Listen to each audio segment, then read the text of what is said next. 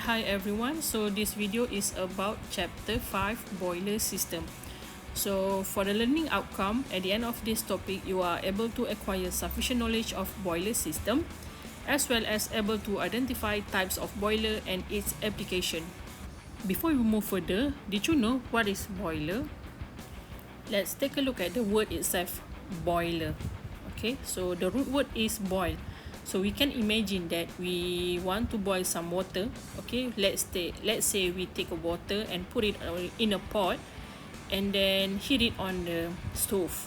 Okay, so what will happen to that water after some time? What do you think?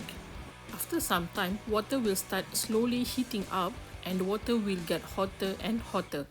As we get close to 100 degrees C, as water have their boiling point at 100 degrees C, we can see that the bubbles of steam are forming on the bottom of the pot.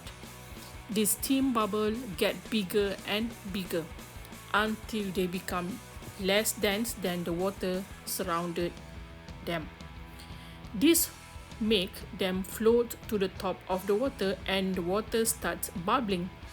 Okay, then the water has now reached the boiling point, and from now, even it been heated up, the water will not get any hotter.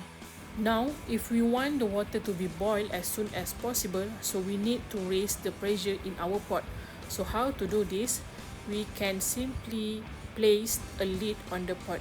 Now, the steam bubble are no longer able to escape, so the pressure increases in the pot just as we wanted.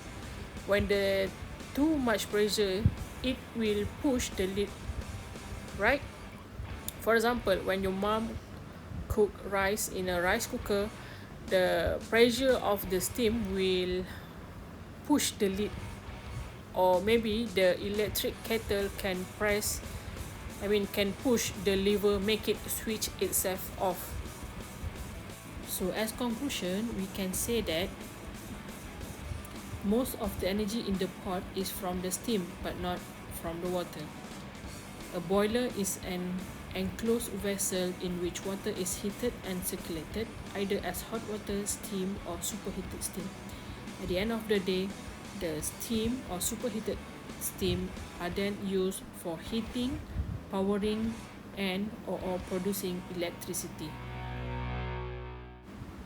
That's it. Thank you for watching.